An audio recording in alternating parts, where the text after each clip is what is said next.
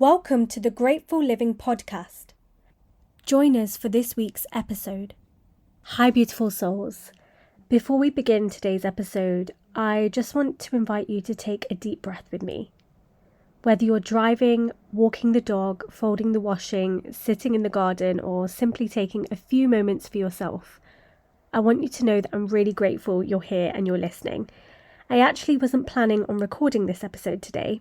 I had a completely different topic in mind, but before I pressed record, I did what I often do. I sat in silence, I closed my eyes and I prayed, and something shifted. There wasn't some huge breakthrough or a very dramatic moment. There wasn't a voice telling me exactly what to do. There was just peace. As I sat there, I felt my heart soften in a way that I haven't experienced for a long time. And I felt this overwhelming sense of love, compassion and gratitude, not just for the people who have loved me well, but also for the people that have hurt me. And it made me realise that perhaps forgiveness isn't something we achieve once and never think about again. Perhaps it's less of a destination and more of a way of living. So today, I want to have a conversation with you about forgiveness, unconditional love, and what it really means to free yourself from the weight of the past. Because here's what I've come to realise. Most of us think forgiveness is about someone else. We think forgiveness means saying what you did was okay, or that we should forget, or that we should let someone back into our lives, or that forgiveness means that we have to continue accepting behaviour that hurts us. But none of those things are forgiveness. Forgiveness doesn't erase accountability, it doesn't remove boundaries, and it doesn't necessarily require reconciliation. Sometimes the healthiest thing you can do is forgive someone and never invite them back into your life. Sometimes the most loving thing you can do is love someone from a distance. Those two things can exist together, and I think that's something we don't talk about enough. You can love someone deeply and still recognise they are not meant to walk beside you.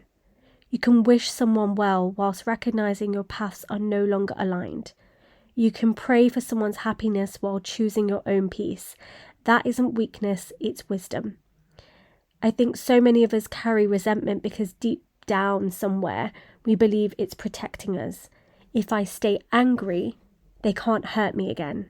If I keep replaying what happened, maybe I'll finally understand it. If I hold on to what they did, maybe somehow justice will feel served. But here's the question I want to ask you. Who carries that weight every single day? Not them, you do. Dr. Gabor Maté speaks so beautifully about the way trauma isn't necessarily what happens to us, it's what happens inside us as a result of what happens to us. That distinction changed my life because it reminds us that two people can experience something similar and carry it very differently. That event matters, but what our nervous system learns from that event matters too. When we're hurt, especially if we've experienced loss, rejection, abandonment, or betrayal before, our nervous system doesn't simply file that memory away like a photograph, it stores it emotionally. Our bodies remember. That's why you can hear a song years later and suddenly feel tears in your eyes. That's why you can walk past a place and instantly feel your chest tighten. That's why someone's tone of voice can remind you of another person without you even consciously realising it. The body is incredibly intelligent. It is constantly asking the question, am I safe? If the answer feels like no, your nervous system responds exactly as it was designed to.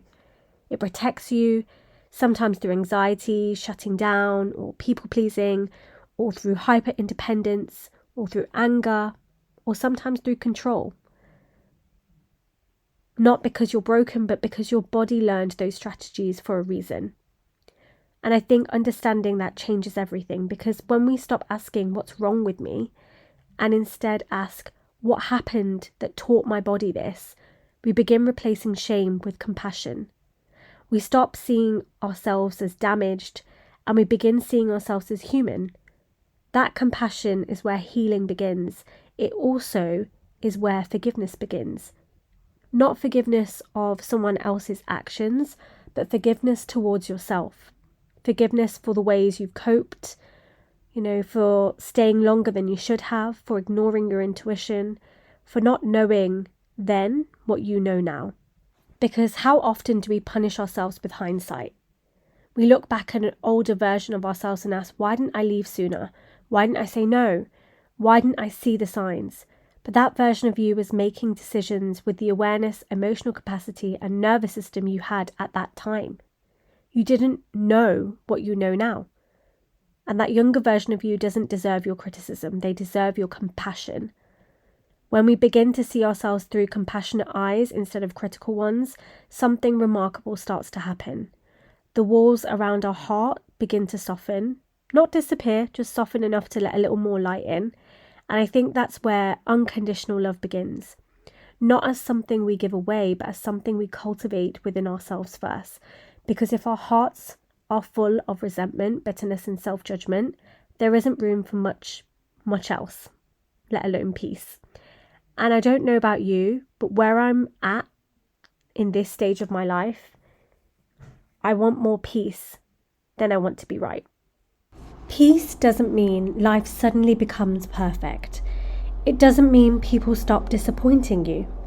It doesn't mean you'll never experience heartbreak or grief or loss or uncertainty again. It means those experiences no longer define the place from which you live. One of the reasons I find Dr. Joe Dispenza's work so fascinating is because he invites us to consider a simple but powerful idea. That our thoughts create feelings and our feelings reinforce our thoughts. Over time, this cycle can become so familiar that our body begins to expect it. Think about that for a moment. How many of us wake up and immediately think about a thing that's worrying us? Before we've even gotten out of bed, our mind is already replaying yesterday's conversation and anticipating tomorrow's problem or revisiting something that happened years ago. Without realizing it, we've asked our body to relive the past before the day has even begun. Dr. Joe Dispenza often describes this as the body becoming conditioned to familiar emotional states. While some of his broader theories go beyond what mainstream neuroscience has established, I think there's something incredibly valuable in the question he asks. What emotion have I been rehearsing every day? Because if we keep thinking the same thoughts, we'll often create the same emotions.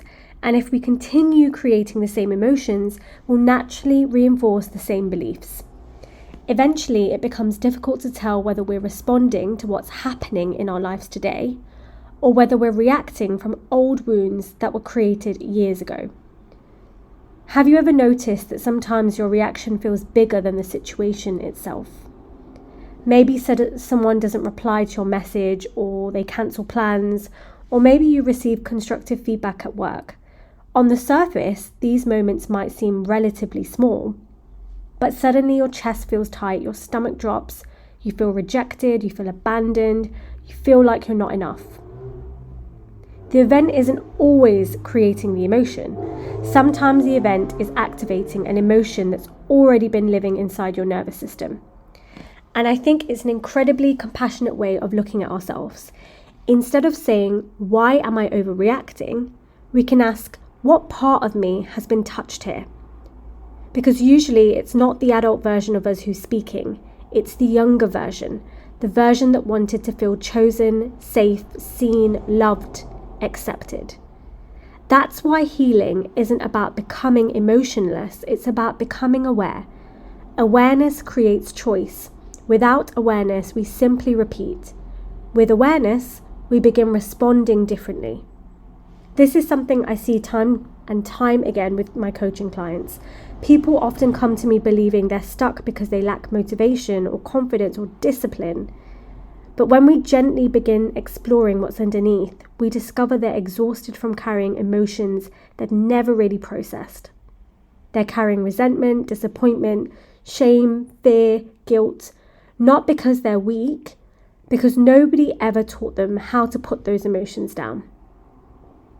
We're taught how to revise for exams, how to drive a car, how to write a CV, but very few of us are taught how to process heartbreak, how to grieve, how to forgive, how to regulate our emotions and nervous system after experiencing loss. So we carry it, and we carry it, and we carry it until one day our body starts speaking the language our mouth never did. We feel constantly tense, our shoulders are up to our ears, we clench our jaw without even noticing, we hold our breath, we struggle to sleep. We're always waiting for the next thing to go wrong. Again, this doesn't mean every physical symptom comes from an emotional stress. Our health is influenced by many different factors. But we do know that chronic stress can affect the body in significant ways. And many people recognize just how much emotional tension they carry physically. I often wonder how different the world would be if we asked people one simple question. What are you still carrying? Not what do you do for work, not where you live, not what car do you drive, but what pain have you never been given permission to release? Because I think that that's where real connection begins, and perhaps that's why forgiveness feels so difficult. We think we're letting someone else off the hook, but in reality, we're loosening the grip that experience still has on our own heart. Forgiveness isn't pretending something didn't hurt.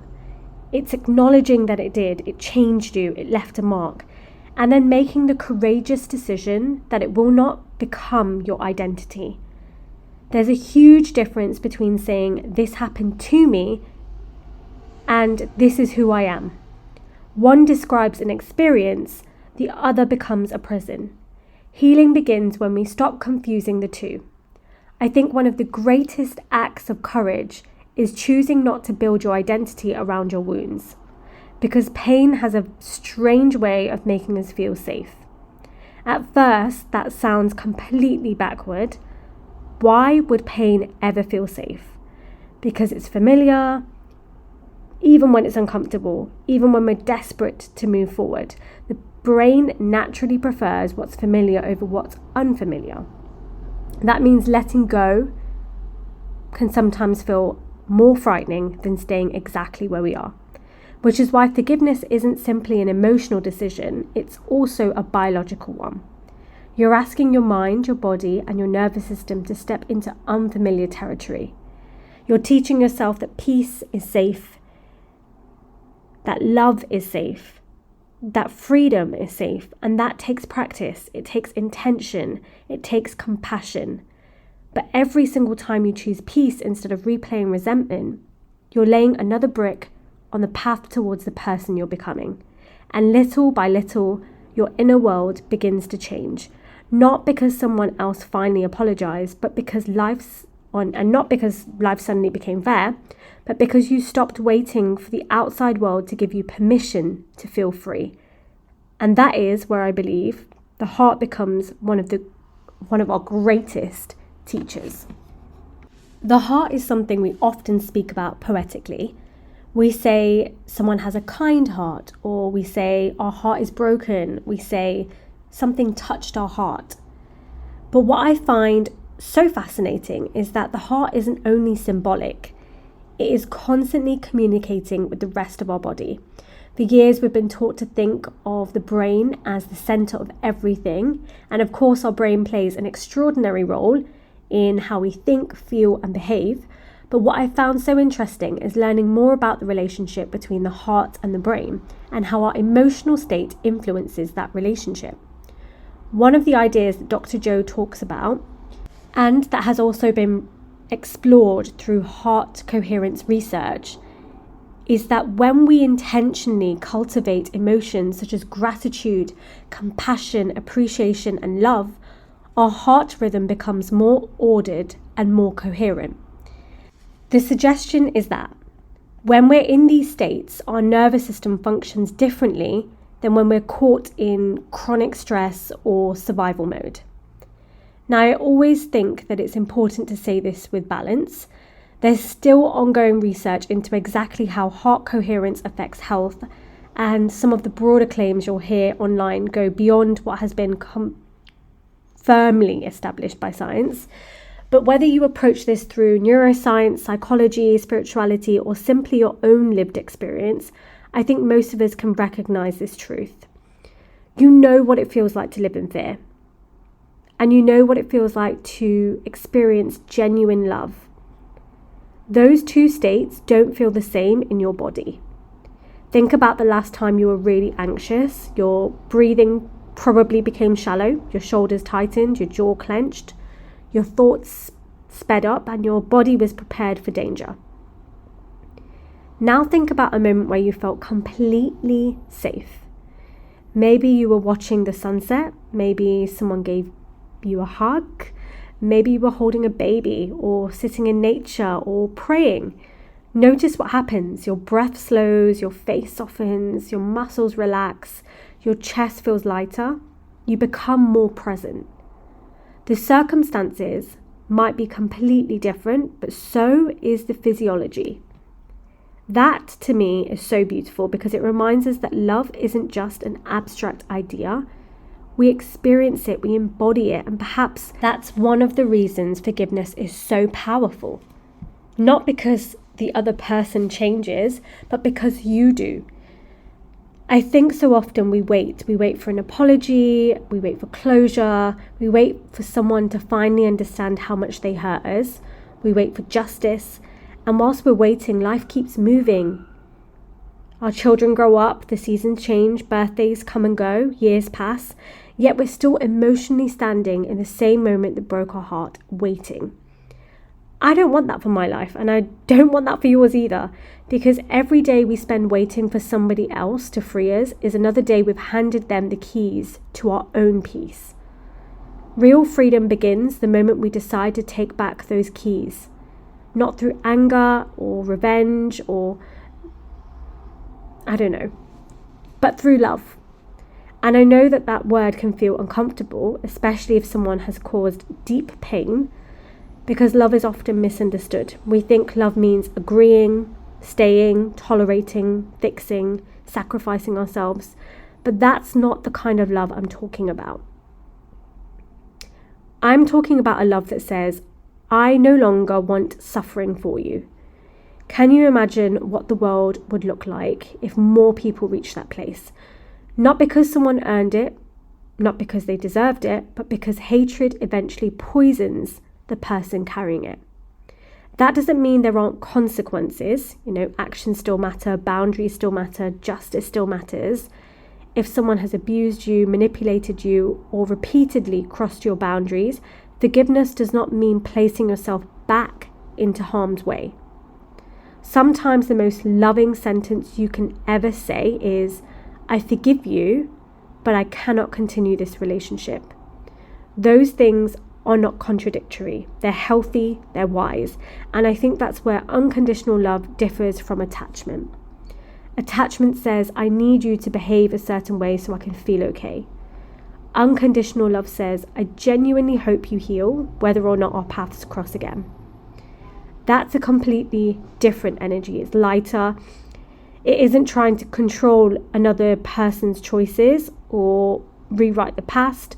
It simply blesses them and keeps walking. To me, that's one of the most liberating forms of love there is, because it isn't dependent on what somebody else chooses. It's dependent on who you choose to become. I remember hearing something years ago that stayed with me. Holding resentment is like drinking poison and expecting someone else to become unwell. We've probably all heard that quote before, but I don't think I truly understood it until I began working with people every single day. So many clients come through the door carrying pain that started years earlier, sometimes decades earlier. And it's never because they're choosing to suffer. It's because nobody ever helped them process what happened. They became incredibly good at surviving, but surviving and healing aren't the same thing. Surviving says, don't feel it. Healing says, you can feel it safely now. Surviving says, keep moving. Healing says, it's okay to stop. Surviving says, protect your heart at all costs. Healing gently whispers, your heart doesn't need thicker walls. It needs to know it's finally safe. And I think that's the invitation forgiveness gives us.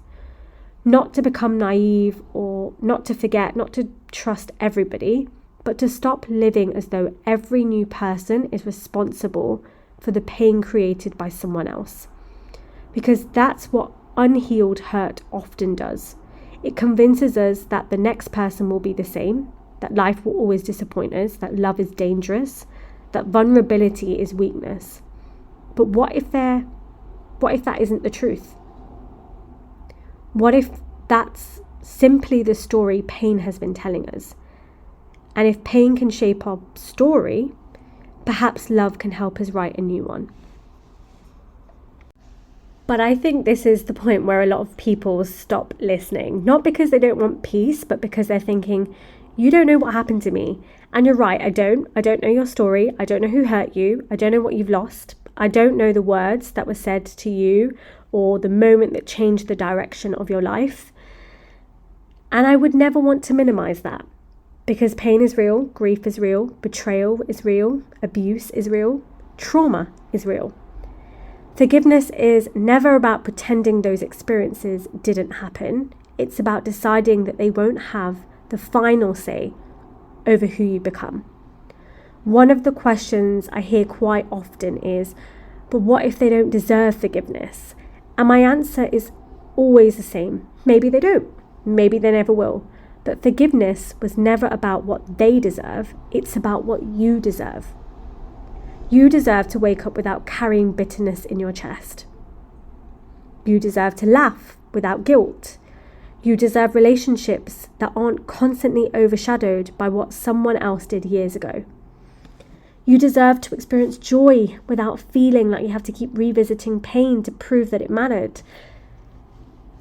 Because here's the truth, just because you stop suffering doesn't mean your pain wasn't real. I think sometimes we unconsciously hold on to our pain because we're afraid that if we let it go, it somehow invalidates what happened. Almost as though moving forward means saying it wasn't that bad. But that's not what healing says. Healing says it was painful, it mattered, it changed me, and now I'm choosing not to let it define the rest of my life. Can you feel that difference? One keeps you tied to the past, the other gently turns your face towards the future. And that doesn't happen overnight. I don't believe forgiveness is a switch that you flip once and never think about it again. I think forgiveness is a practice. Some days it comes easily. Other days you'll be reminded of something and you'll feel the anger rise again. You'll feel hurt, disappointed. You'll feel the grief all over again. That doesn't mean you've failed. It means that you're human. When those moments come, instead of judging yourself, maybe simply notice them. Notice what your body is doing, how your breathing changed, how your shoulders tensed, has your jaw tightened. Have you started replaying the conversation in your mind?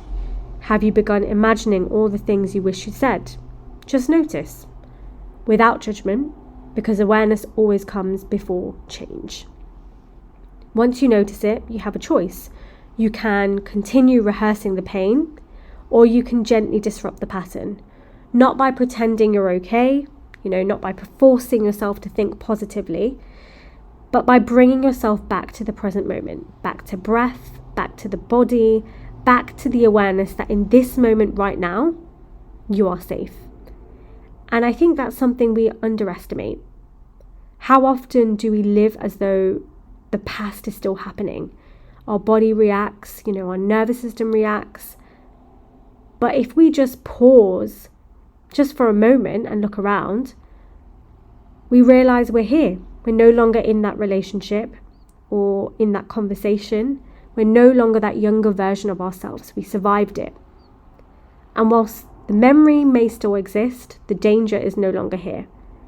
Sometimes our body simply needs us to remind it of that, to place a hand on our heart, take a slow breath and quietly say, I'm safe now.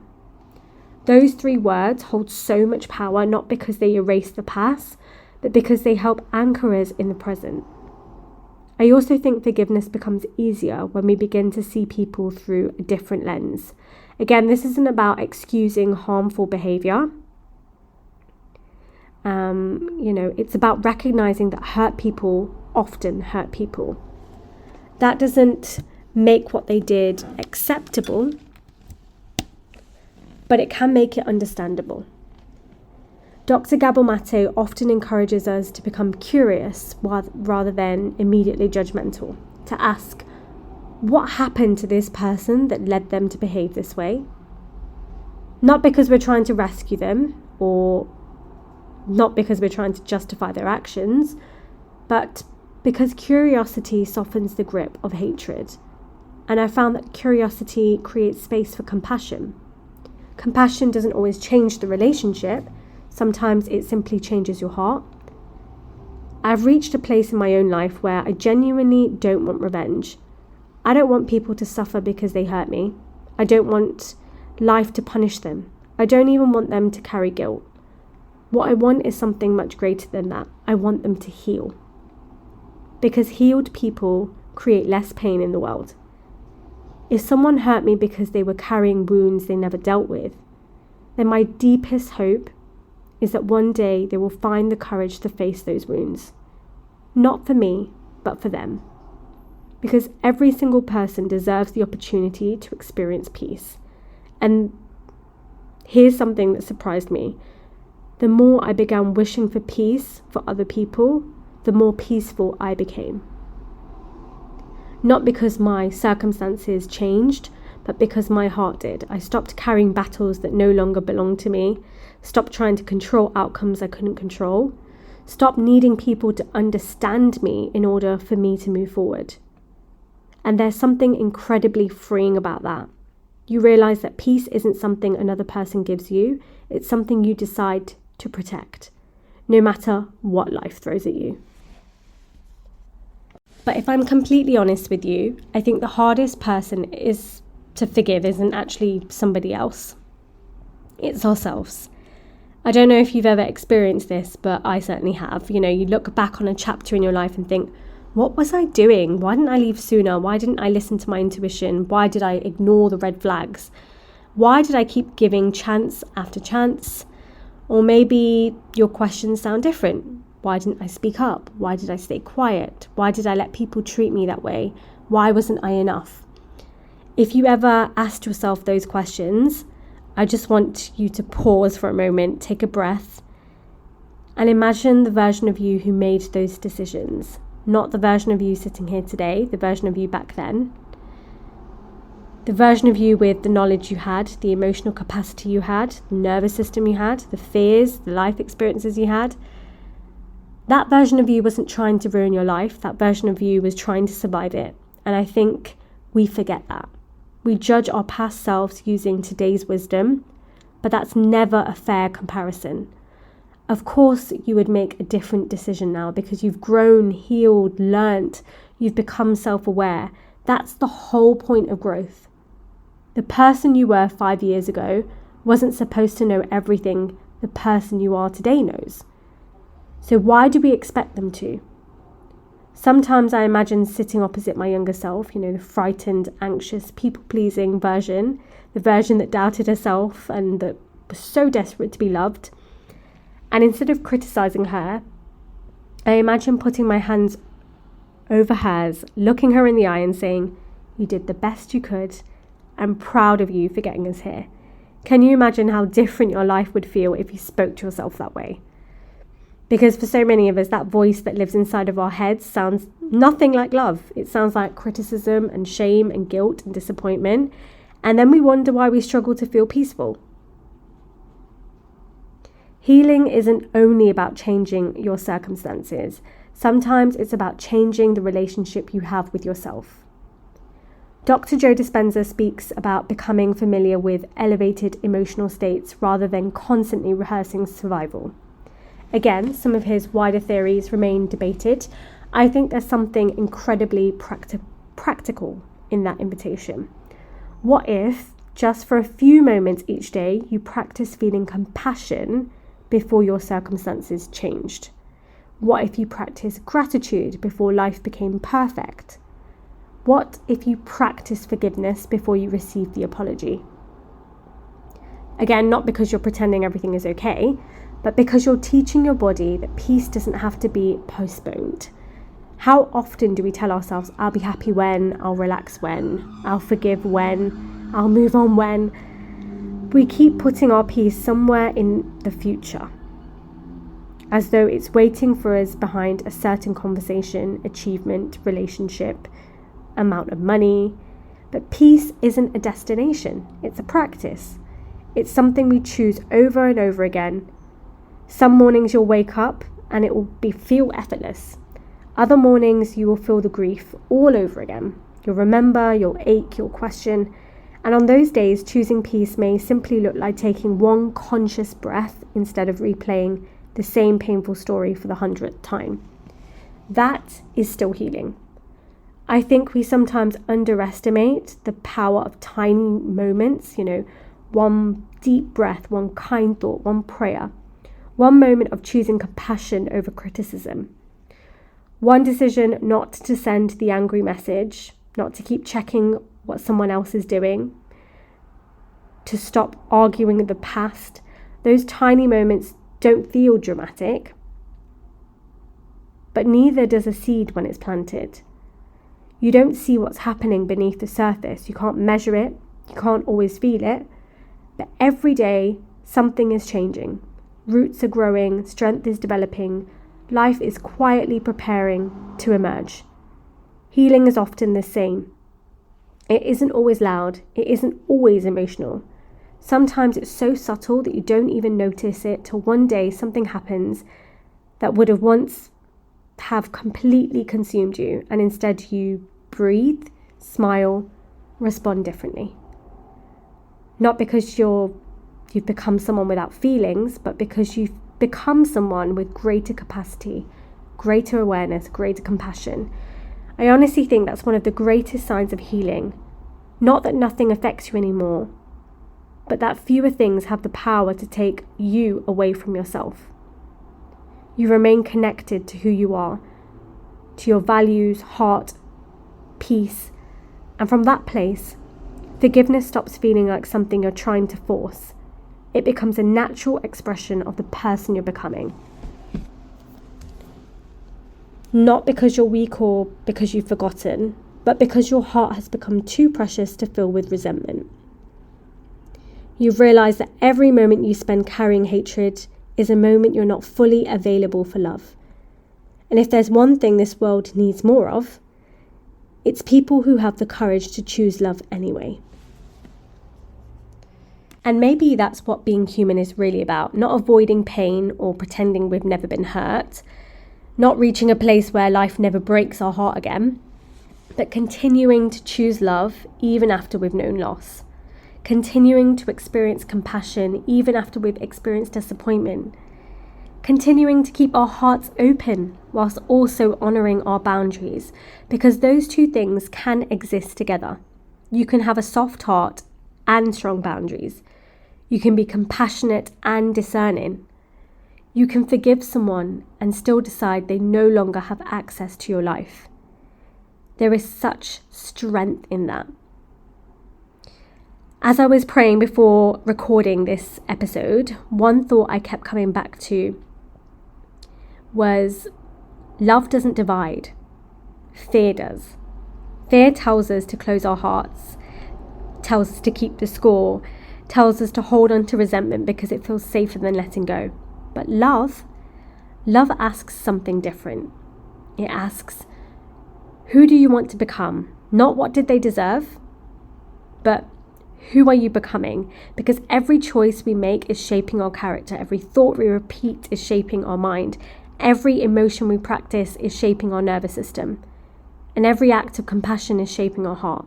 And perhaps that's why forgiveness is one of the greatest acts of self-love, not because it changes the past, but because it changes the person carrying the past. So before we finish today, I'd love to leave you with a few gentle questions. You don't need to answer them right away. You don't even need to know the answers today. Just let them sit with you. Is there someone you've been waiting to apologize before allowing yourself to move on? Is there someone you've been silently carrying in your heart even though your life's moved in different direction years ago? Is there a part of yourself that's still waiting to be forgiven? What would your life feel like if you no longer needed the past to be different? What would become possible if your energy wasn't tied up in resentment? What would change if your heart finally believed that peace was safe? Maybe today's the day that you begin answering those questions. Not perfectly, just honestly. And before we end, if you're somewhere safe to do so, I'd like to invite you to gently close your eyes. Take a slow breath in through your nose and let it go. Feel the chair beneath you. Feel your feet on the ground. Notice that in this moment, you are here, you are breathing, you are safe. Now bring to mind someone you have found difficult to forgive. Don't force anything, just simply notice who comes into your awareness. And if that feels too overwhelming, bring yourself to mind instead. Place one hand over your heart if that feels comfortable. And just listen. May I release the weight I was never meant to carry. May I stop fighting battles that have already ended. May I find the courage to let go of what no longer serves me. May my heart become lighter with every breath I take. To those who have hurt me, I release the hold you have had over my heart. I do not excuse what happened. I do not pretend it didn't matter. But I choose not to carry it any longer. I sincerely hope that you find healing. I hope you find peace. I hope you experience genuine love. Because healed people create less pain in this world. And this world needs more healing. To the people I've hurt, knowingly or unknowingly, I hope you have found peace. I hope life has been kind to you. And where I've fallen short, I continue to learn, to grow, and to become a better human being. And finally, to myself, I forgive myself for the times I didn't know what I know now. I forgive myself for every decision I made whilst trying to survive.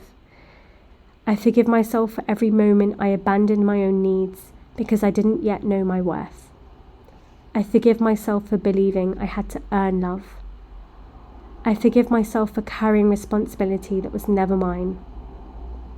Today, I choose compassion over criticism, peace over resentment, presence over fear, love over control. May my mind become clearer.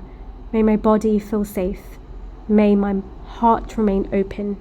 May I continue becoming the person I was always capable of being. And may I never allow the pain of my past to stop me from giving and receiving love in the future.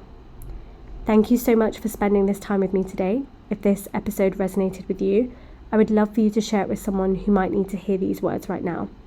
And if you're on your own healing journey, whether that's learning to trust yourself again, regulating your nervous system, letting go of old patterns, or becoming the version of yourself that you know you're capable of becoming, I'd love to support you. Everything I teach, whether it's through my coaching, my healing sessions, or even this podcast, comes back to one simple belief. Healing isn't about becoming somebody else. It's about remembering who you were before life convinced you that you had to close your heart. Until next time, take good care. Thank you for listening to today's episode. Don't forget to follow us on Instagram at _grateful_living.